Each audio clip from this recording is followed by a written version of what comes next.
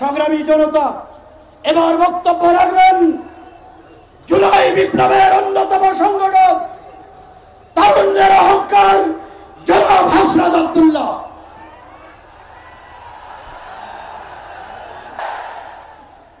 আমার ভাই আপনার এবং শহীদ আবু আলিফের রক্তের উপরে পাড়া দিয়ে এই আওয়ামী লীগ বাংলাদেশে আসবে না।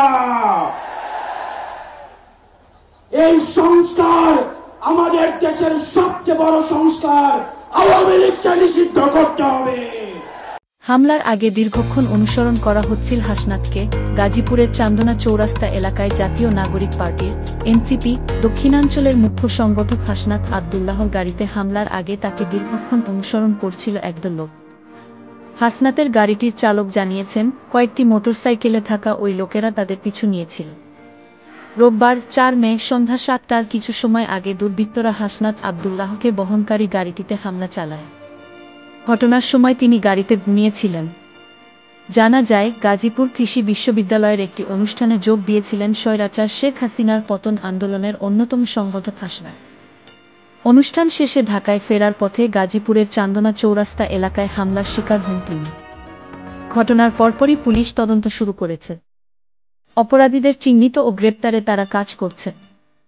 তিনি বলেন, প্রাথমিকভাবে যতটুকু আমরা তথ্য পেয়েছি, রাস্তার পাশে দাঁড়িয়ে থাকা মুখোশধারী কয়েকজন হাসনাত আব্দুল্লাহর গাড়িতে হামলা চালায়। তিনি যেই প্রোগ্রামে গিয়েছিলেন সেটা শেষ করে বেরিয়ে যাওয়ার পরপরই সালনা থেকে তার গাড়ি অনুসরণ করছিল বেশ কয়েকটি মোটরসাইকেলে থাকা লোকজন। তিনি কিছুটা আহত হন।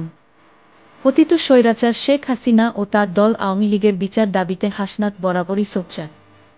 এজন্য সামাজিক যোগাযোগ মাধ্যমে তার বিরুদ্ধে বিদ্বেষ ছড়িয়ে আসছে আওয়ামী লীগের অ্যাক্টিভিস্টরা।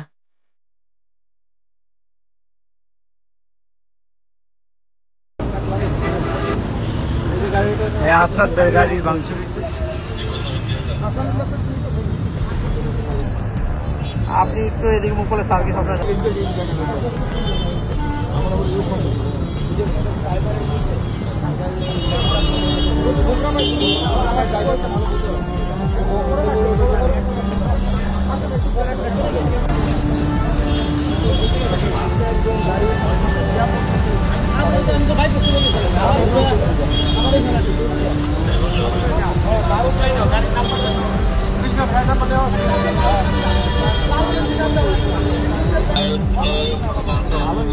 ভালোই যাবে।